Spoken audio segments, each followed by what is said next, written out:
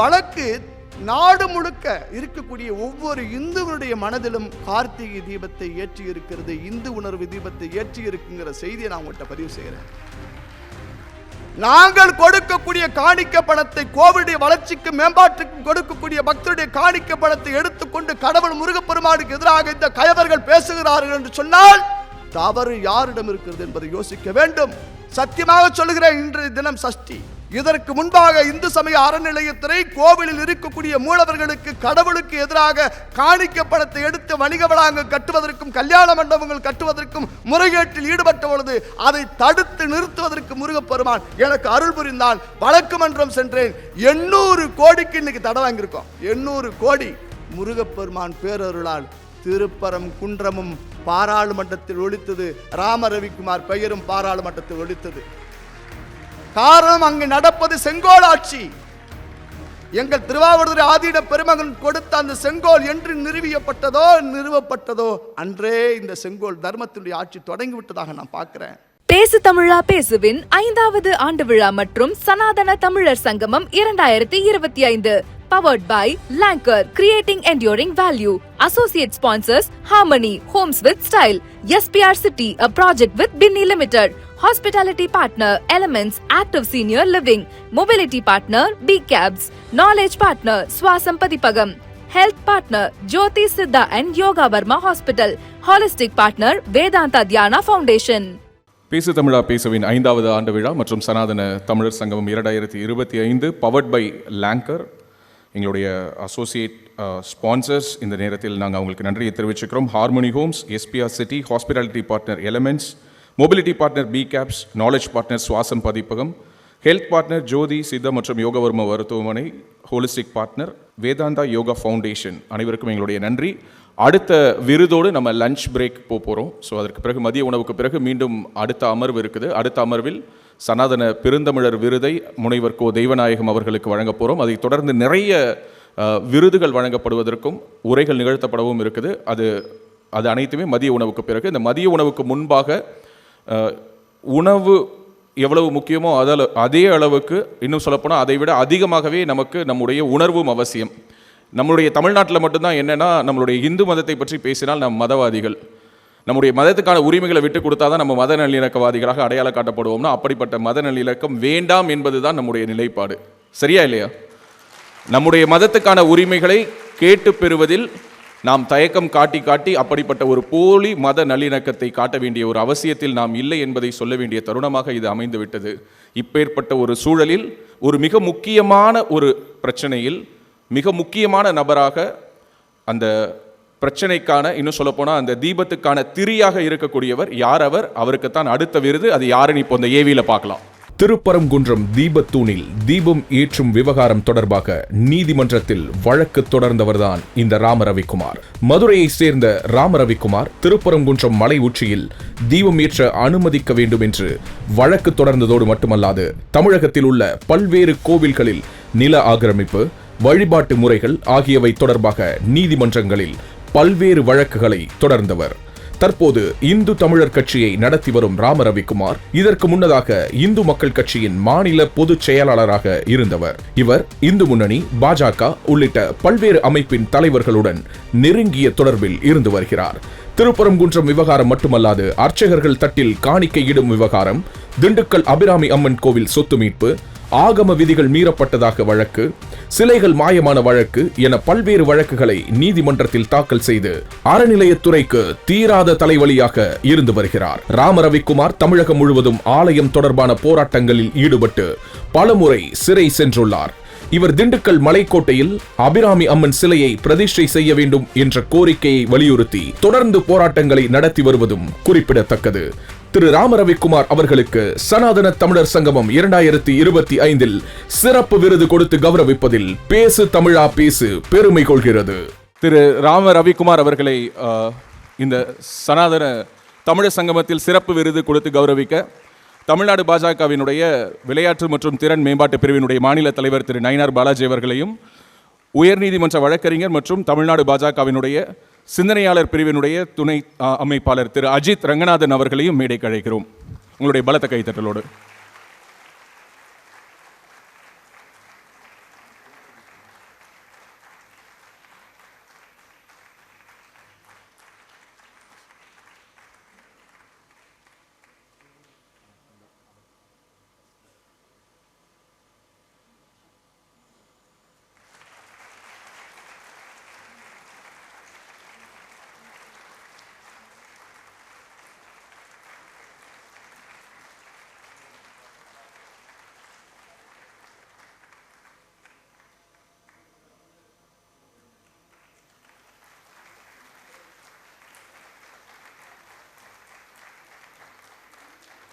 மக்களுடன் மனதின் குரல். நாட்டு மக்களுடன் உரையாடும் மோடிஜி. நமோ ஆப் மற்றும் சாரல் ஆப் மூலம் பிரதமரோடு பேசி மகிழும் அரிய வாய்ப்பை பெற்றிடுவீர். வி ரமேஷ், மாவட்ட பொதுச் செயலாளர், மத்திய சென்னை மேற்கு மாவட்ட பாஜக.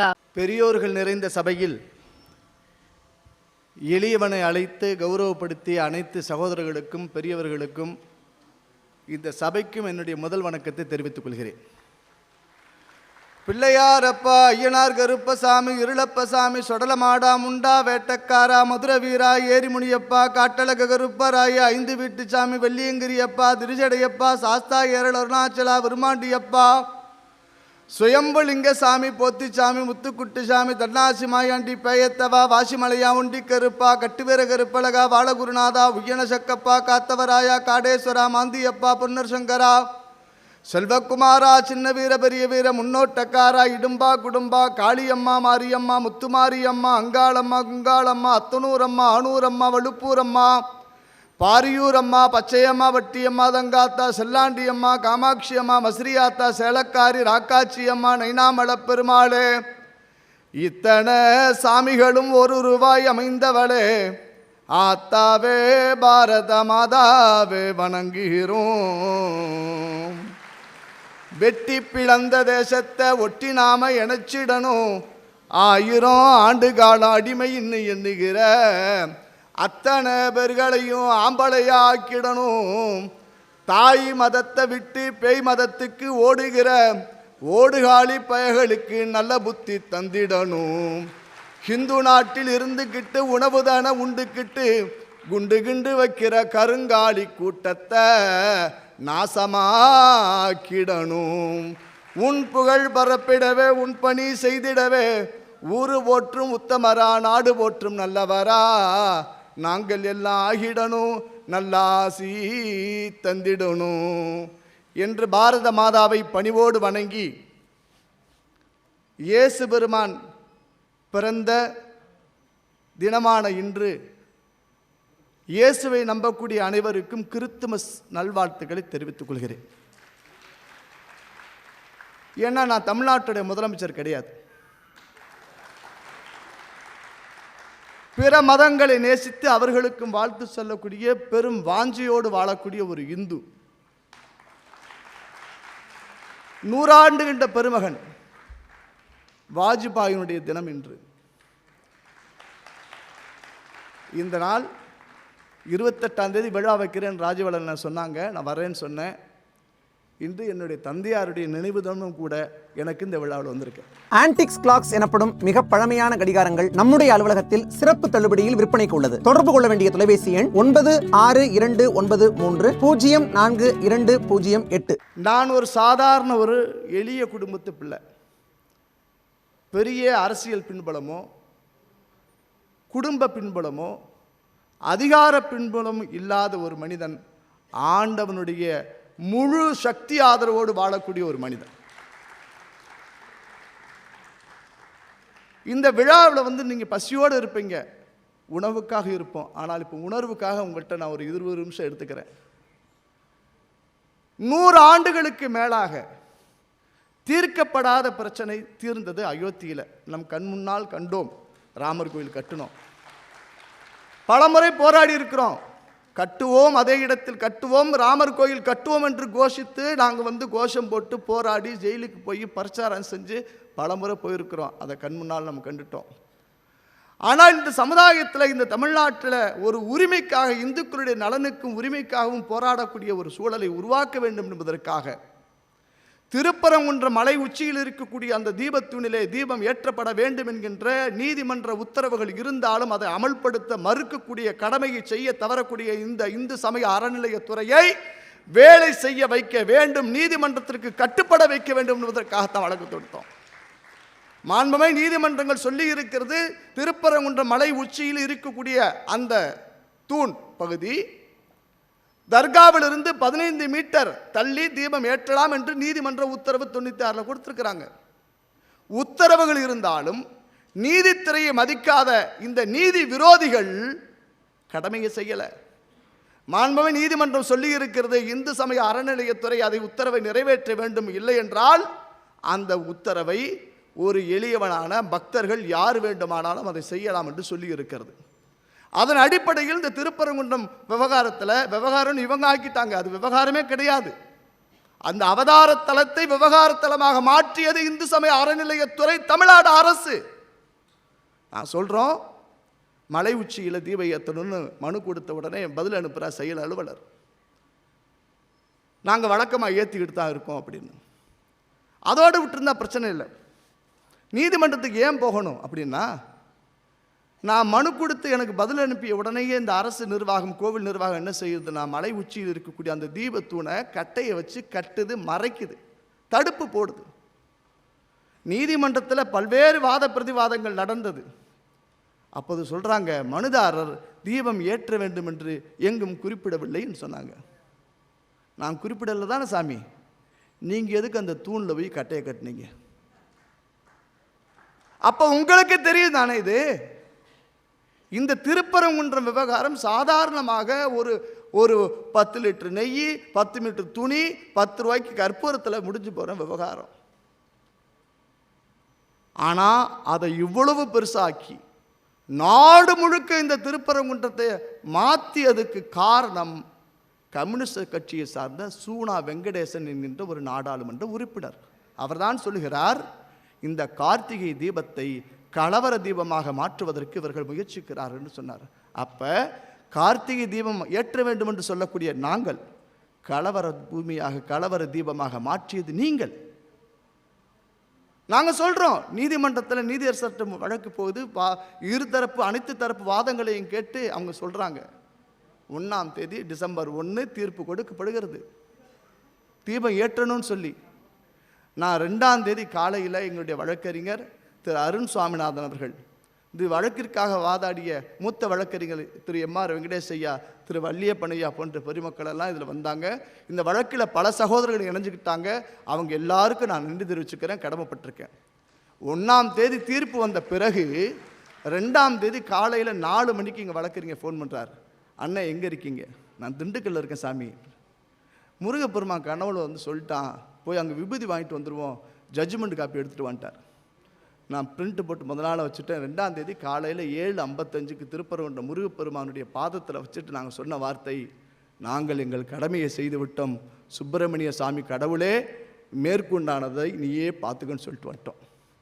3ஆம் தேதி கார்த்திகை தீபம். 2ஆம் தேதி நாங்கள் நீதிமன்ற உத்தரவையும் ஒரு நினைவூட்டல் கடிதத்தையும் கோயில் அதிகாரிகிட்ட கொடுத்துட்டோம், நாளைக்கு தீபம் ஏற்றணும்னு சொல்லி. 3ஆம் தேதி மதியம் 12 மணிக்கு, டிசம்பர் 3 12 மணிக்கு நெய், தேவையான திரி, மங்கள பொருட்கள்லாம் கொடுத்து மீண்டும் நினைவுபடுத்திட்டோம்.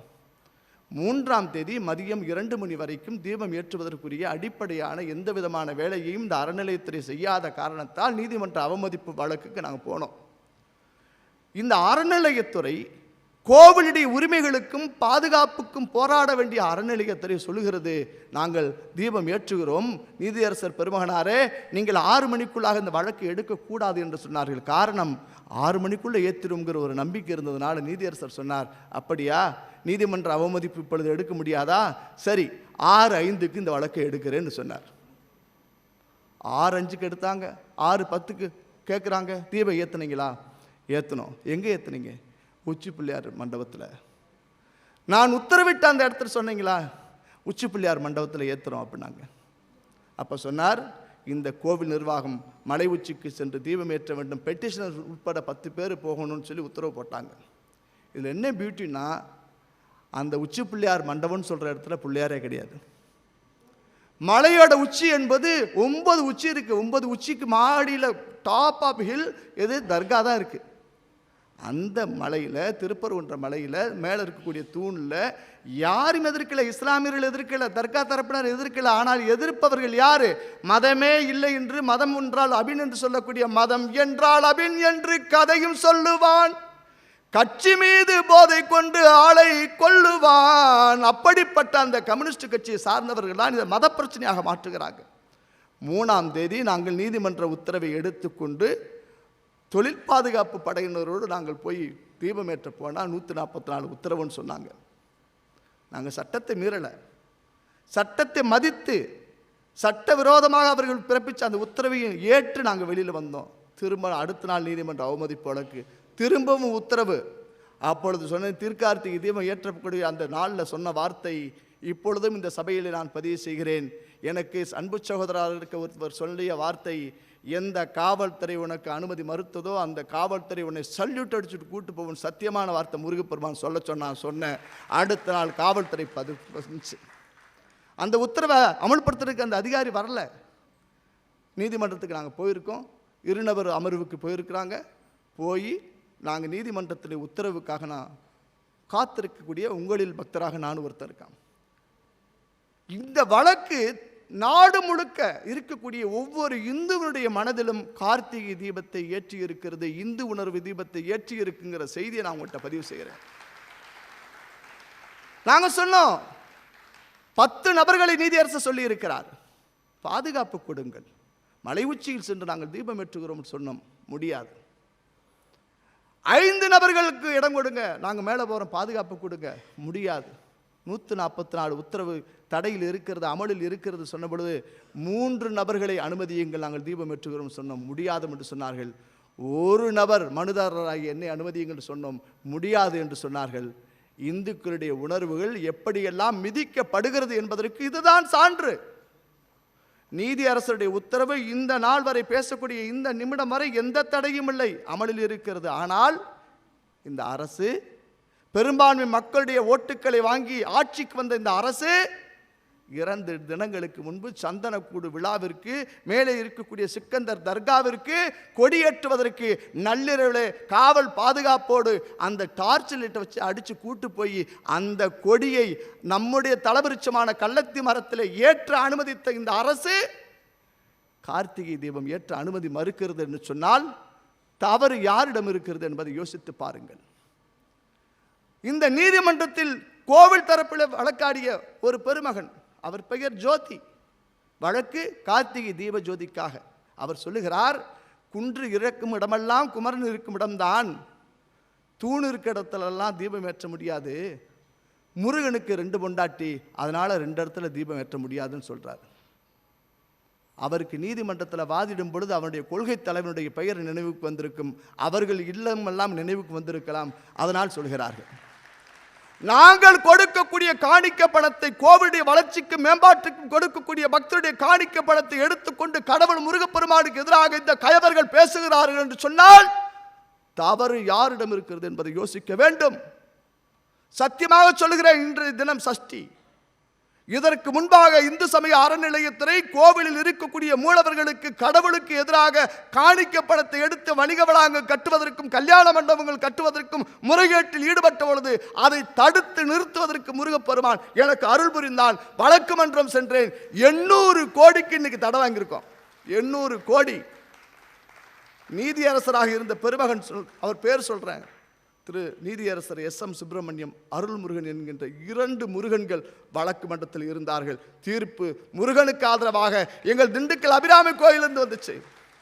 இந்த அரசு கோவிலுக்கு நீ ஒன்றும் ஓனர்ஷிப் கிடையாது, அரசோ அறநிலையத்துறையோ கிடையாது. ஒவ்வொரு கோவிலுக்கும் முதலாளி யார்? அந்த கோவிலில் இருக்கக்கூடிய இறைவன், இறைவி, மூலவர்.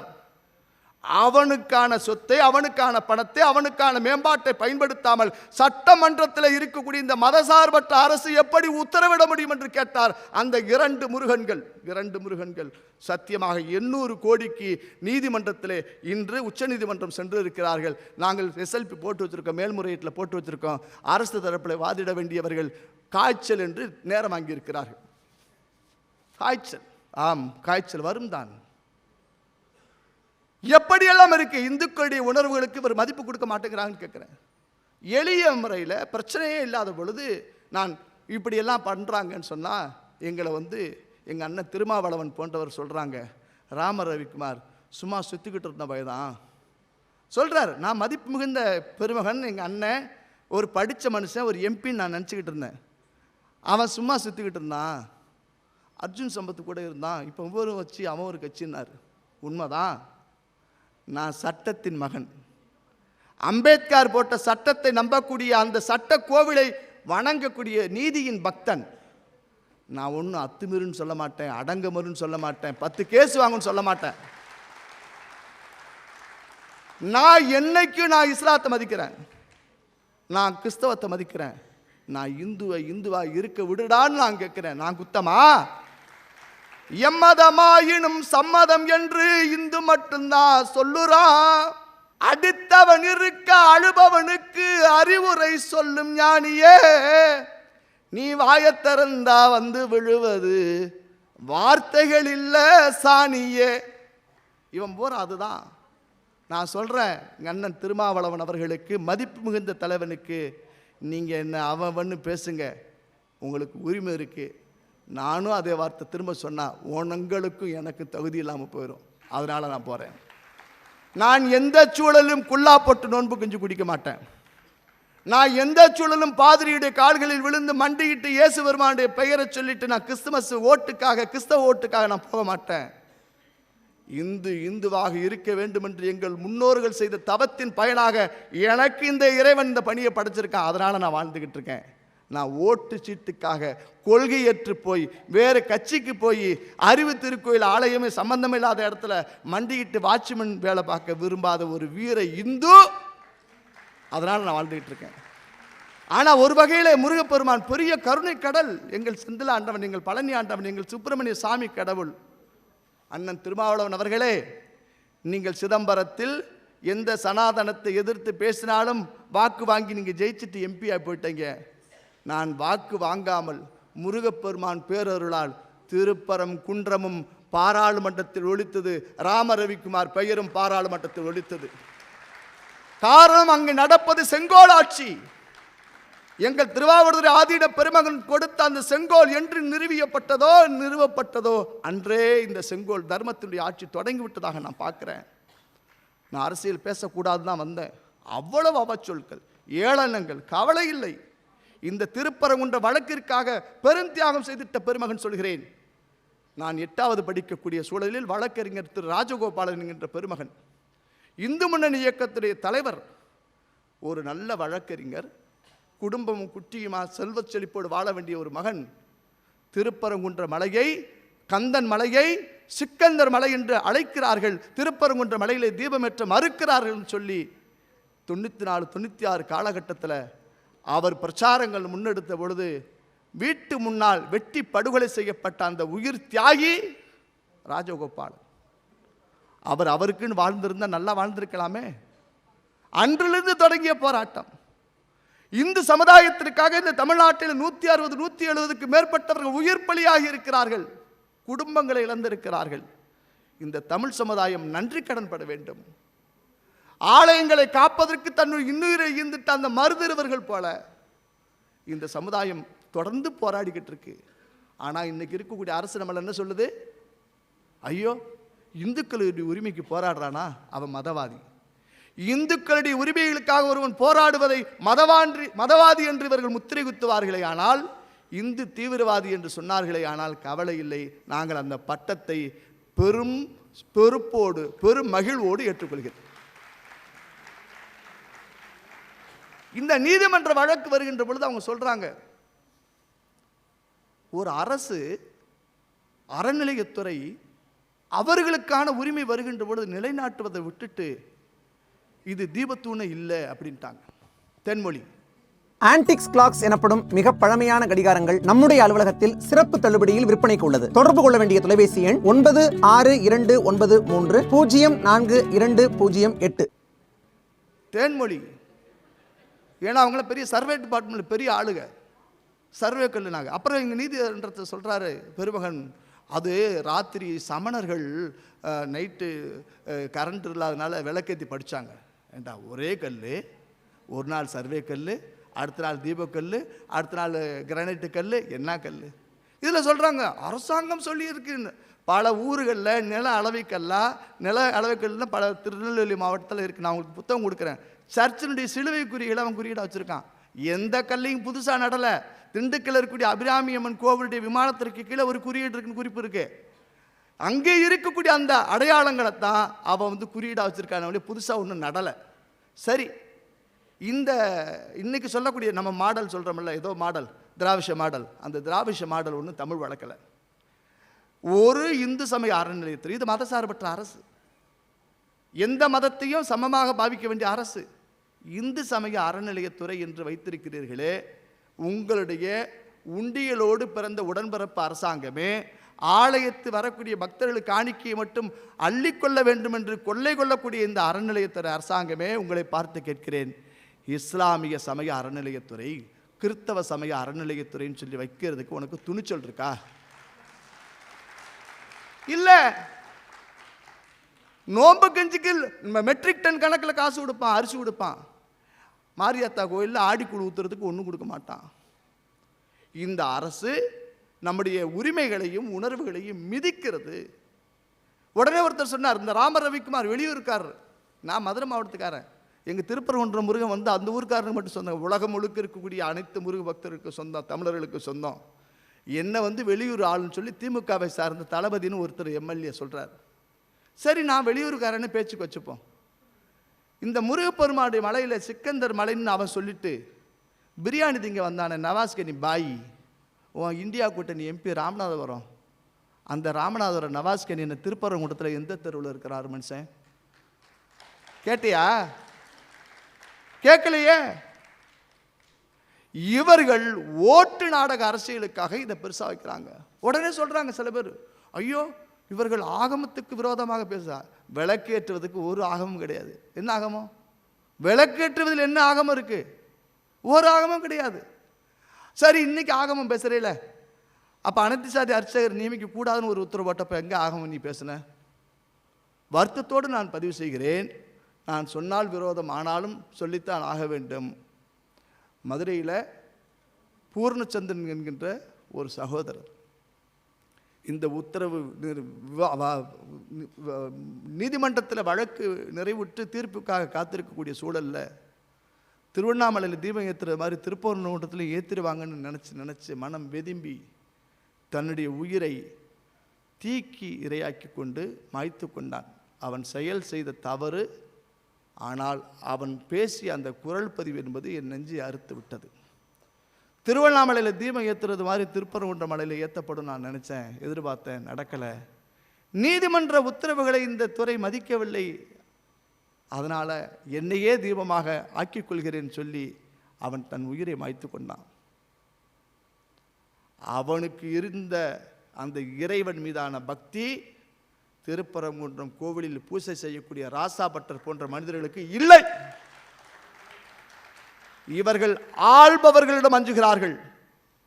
இந்த ராசா பட்டர் பிள்ளையார் வெட்டியில் இருக்கக்கூடிய பெருமகன், நான் மதிப்பு மிகுந்தவர்கள், ஆனால் வருத்தத்தோடு பதிவு செய்கிறேன், சொன்னால் விரோதம், ஆனாலும் சொல்லுகிறேன், இந்த கோவிலில் இருக்கக்கூடிய அந்த இறைவனுடைய அந்த தீபத்தூணில் தீபமேற்றன்னு சொல்லலை, நானோ எங்கள் முன்னோர்களோ இங்கே ஏற்றியதில்லைன்னு சொல்கிறீங்கன்னா, நீங்கள் ஆளக்கூடிய அரசுக்கு அடிபணிந்து நடப்பதை விட உயிர் விட்டானே இவன்தான் எனக்கு வீர திருமகனாக தெரிகிறான், நீங்கள் வீரர்கள் அல்ல.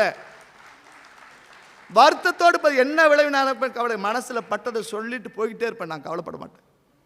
இன்னைக்கு இந்த அரசு இந்த திருப்பரங்குன்றம் தீபம் விவகாரத்தில் செய்த பிழைக்கு, தவறுக்கு இந்து சமுதாயத்திடம் இவர்கள் மண்டியிட்டு மன்னிப்பு கோரக்கூடிய காலம் விரைவிலே வரும். நிச்சயமாக சொல்கிறேன், நிச்சயமாக சொல்கிறேன். இவங்க பார்த்தீங்கன்னா என்னென்னமோ பேசுகிறாங்க. ஐயா, இப்போ திருவள்ளுவருக்கு பேர் மாற்றிட்டாங்க. திருவள்ளுவர் வந்து பேரறிவாளர், பேரறிவு சிலையா.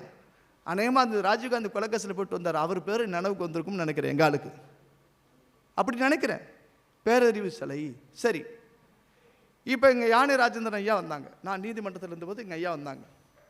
ராமேஸ்வரம் கோவில் வழக்கு அப்போ சொன்னார், சிவன் காசியில் இருக்கக்கூடிய சிவன் இந்த கழிவு நீரில் தான் அபிஷேகமாகிறான்னு சொன்ன பொழுது நீதியரசர் சொன்னாங்க, அந்த அம்மையார், இல்லை உங்களுக்கு வழக்கு எப்படி போடுறோம், இன்னும் ஒரு 2 மாதம் கழிச்சு போடுறேன்.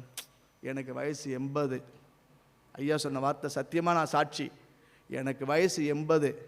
இந்த கேஸுக்கு 2 வருஷம் அடைஞ்சிருக்கேன்.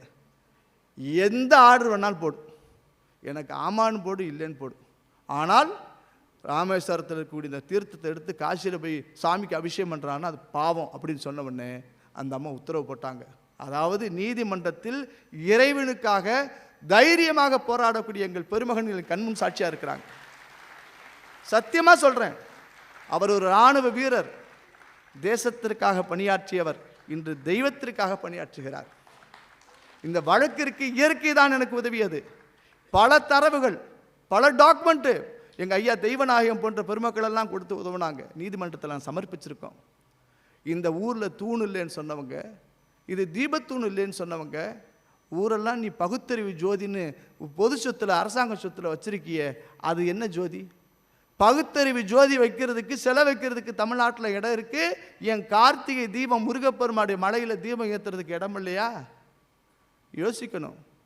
நான் தான் வெளியூருன்னு சொன்னீங்களே, இன்னைக்கு ஒவ்வொரு நாளும் திருப்பரங்குன்றத்தில் அந்த பகுதியில் முருகப்பெருமானுடைய மலையடிவாரத்தில் இருக்கக்கூடிய மக்களெல்லாம் தீபம் ஏற்றுவோம் ஏற்றுவோம் கார்த்திகை தீபம் ஏற்றும் சொல்லி தினசரி போராடிட்டு இருக்காங்க. நீதிமன்ற அவமதிப்பு வழக்கு 9ஆம் தேதி வருது. நீதிமன்றத்தினுடைய தீர்ப்புகள் விரைவில் வரும் நாங்கள் நினைக்கிறோம். நிச்சயமாக சொல்கிறேன், சத்தியமாக சொல்கிறேன், கார்த்திகை தீபமானது கந்தனுடைய மலையில் முருகப்பெருமானுடைய மலையில் தீபம் ஏற்றப்படும் ஏற்றப்படும் ஏற்றப்படும். சத்தியம் சத்தியம். ஏன்னா அவ்வளவு பெரிய உயிர் தியாகங்கள் வீண் போகாது. இந்த இறந்திட்ட பூர்ணச்சந்திரனுடைய உயிர் தியாகம் வீண் போகாது. அவங்க குடும்பத்தை பற்றி கேவலமாக பேசுகிறான் ஒரு சில பேர். அவன் ஒரு சிவனடியார், அவன் எந்த இயக்கத்துக்கும் சம்பந்தம் இல்லாதவன். அந்த குடும்பத்துக்கு வீட்டுக்கு போயிருந்தோம். நான் ஐயா பொன்மாணிக்கு ஐயா போயிருந்தோம். அவன் வீட்டுக்கு 2 வீடு தள்ளி ஜபக்கூட்டம் வீடு இருக்குது, சர்ச்சு வீடு இருக்குது. அவன் வீட்டுக்கு 5 வீடு தள்ளி மசூதி இருக்குது. ஒரு இந்துவா சகிப்புத்தன்மையோடு இயேசு பேரையும் கேட்டுக்கிட்டு அல்லா பேரையும் கேட்டுட்டு சிவாய நம்ம முருகப்பெருமானுக்கு அரோரான்னு சொன்னானே, அவன் தாண்டா ஒரு சகிப்புத்தன்மையுள்ள இந்து. அவன் குடும்பத்தை குடிச்சிட்டு பேசுகிறான், குடும்ப தகராறு அப்படின்னு பேசுகிறீங்கன்னா உங்கள் பிறப்பிலே நான் சந்தேகப்படுகிறேன். அவனுக்கு எதிராக பேசக்கூடியவர்கள் கருவிலே குற்றமுடைய கயவர்கள் நான் குற்றச்சாட்டை முன்வைக்கிறேன். நிறைவாக நான் உங்களிடம் விண்ணப்பிப்பது, இந்த விருது அந்த பூர்ணச்சந்திரனுக்கு சமர்ப்பணம். இந்த வழக்கிற்காக வாதிட்ட வழக்கறிஞர் பெருமக்கள் யாருன்னே தெரியாதுங்க. எங்கள் வக்கீலையா வந்தாங்க. ஆனால் நீதிமன்றத்தில் 300-400 வழக்கறிஞர்கள் இந்த வழக்கிற்காக வந்து ஆஜரானாங்க. என்ன நடக்குதுன்னு சொல்லி ஒரு சினிமா காட்சி போல் நடந்தது. கோர்ட்டுக்குள்ளே போயாச்சுன்னா என்ன ஸ்கூலுக்கு கூட நான் அப்படி போனதில்லை. கோர்ட்டு என் ஸ்கூல் மாதிரி ஆகிப்போச்சு. இப்போ அப்படி ஆகிப்போச்சுங்க. அவ்வளவு வழக்கறிஞர் மூத்த பெருமக்கள் யாருன்னே தெரியாது. சாமி நிச்சயமாக நடக்கும்னு சொன்னாங்க. அவ்வளவுடைய எண்ணங்களும் பிரார்த்தனைகளும் நிச்சயமாக நிறைவேறும். நிறைய பேசுவதற்கு இருக்கிறது. தீர்ப்புக்கு பின்னால், கார்த்திகை தீபம் ஏற்றிய பின்னால் உங்களை சந்திப்போம். ஆனால் ஒரே ஒரு செய்தி, எங்களுக்கு மக்களுடைய மனங்களில் இருக்கை கொடுத்து சனாதன தமிழர் சங்கமத்தில் இருக்கை கொடுத்தவர்கள் அனைவருக்கும் நான் நன்றி கடன் பட்டிருக்கிறேன். அதற்கு மேலாக இந்த சமூகத்திற்காக, இந்த உரிமைக்காக போராடிய அந்த பூர்ணச்சந்திரன் என்கின்ற ஒரு சகோதரனுடைய குடும்பத்தை காத்து ரட்சிப்பது, அவனுக்கான உதவிகளை செய்வது எவ்வளவு கொடுத்தாலும் தகும். அது போதாது. அவனுடைய குடும்பத்தை காக்க வேண்டிய பொறுப்பு இங்கே வந்திருக்கக்கூடிய அனைவருக்கும் இருக்கிறது. பாதுகாக்க வேண்டிய பொறுப்பு நமக்கு இருக்கிறது. வேறு ஒரு ஊரில் இது மாதிரி ஒருத்தன் போயிருந்தான்னா அந்த சமுதாயம் அவனை தழுவி அள்ளி கொண்டாடி இருக்கும். ஒருவன் உயிர் தியாகம் செய்திருக்கிறான். அந்த குடும்பத்தாருக்கு நீங்கள் உதவியாக இருங்கள். நேரடியாக அந்த வீட்டிற்கு செல்லுங்கள். அவர்கள் குடும்பத்தினுடைய குழந்தைகளுக்கும் உதவி செய்யுங்கள் என்ற செய்தியோடு நான் சொல்கிறேன். நிச்சயமாக இந்த வழக்கு வெற்றி பெறும். நீங்கள் குலதெய்வத்தை பிரார்த்தனை செய்து கொள்ளுங்கள். இந்து விரோதிகள், இந்துக்களுக்கு எதிராக பேசியவர்களுக்கு ஆறுமுகசாமி என்று சொல்லக்கூடிய ஓட்டுப்பெட்டி ஆயுதம்தான் தீர்வாக அமையும். நிச்சயமாக நான் சொல்கிறேன், முருகப்பெருமானை இவர்கள் அவமதித்தார்கள், இந்து சமுதாயத்தை அவமதித்தார்கள். நாளை வாக்கு மன்றத்தில் உங்கள் கண் முன்னால் நிற்க வேண்டியது நான் ஓட்டு கேட்கவில்லை. ஆனால் இந்து விரோதிகள் எல்லாம் ஓட்டு இந்துக்களுக்கு எதிராக இருக்கின்ற பொழுது நான் கேட்கிறேன், கார்த்திகை தீபம் ஏற்ற வேண்டும் என்று சொல்பவர்களுக்கு உங்கள் வாக்கா, கார்த்திகை தீபம் வேண்டாம் என்று சொல்பவர்களுக்கு வாக்கா என்று சொல்லி நிறைவு செய்கிறேன். இன்று இந்த சபையில் எங்கள் பெயரை ஒலித்திருக்கிறார்கள். மீண்டும் மக்கள் சபையில் ஒலிக்கக்கூடிய சூழலை முருகப்பெருமான் உருவாக்குவான். இந்து விரோதிகள், இந்த தர்ம விரோதிகள், சமுதாய விரோதிகள் இந்த முருகப்பெருமானுடைய காலடியில் விழுந்து வேல் தூக்கி வெற்றிவேல் முருகனுக்கு அரோகரா என்று கபட நாடகம் போடக்கூடிய அந்த கயவர்களை கண்டு தெளிந்து வரக்கூடிய சூழலை இந்து, சில பேர் சொல்கிறான் இது தீய சக்திங்கிறான், சில பேர் சொல்கிறான் தூய சக்திங்கிறான். எனக்கு தீய சக்தியும் வேண்டாம், தூய சக்தியும் வேண்டாம், எனக்கு தேவை இந்து சக்தி, இந்து சக்தி, இந்து சக்தி என்று சொல்லி நிறைவு செய்கிறேன். நன்றி, வணக்கம். ஹாப்பியா, ஹெல்தியா, ஜாலியா ஒரு life. Lanco Harmonia Pavilion, Senior Living Apartments at Sri Perambatoor, 2 BHK, just 49 lakhs. Call 7717273747. உலக தமிழ் சொந்தங்களுக்கு வணக்கம். நான் ராஜவேல் நாகராஜன். பேசு தமிழா பேசு வலையொலியுடைய வளர்ச்சிக்கு நீங்களும் உறுதுணையாக இருக்கணும்னு நினச்சிங்கன்னா இந்த வீடியோடைய டிஸ்கிரிப்ஷனில் இருக்கக்கூடிய ரேசர் பே லிங்கை கிளிக் பண்ணுங்கள். அந்த லிங்க்கில் போயிட்டு உங்களுக்கு விருப்பமான தொகையை பேசு தமிழா பேசுவனுடைய வளர்ச்சிக்கு உங்களுடைய பங்களிப்பாக நீங்கள் கொடுக்கலாம். நன்றி, வணக்கம்.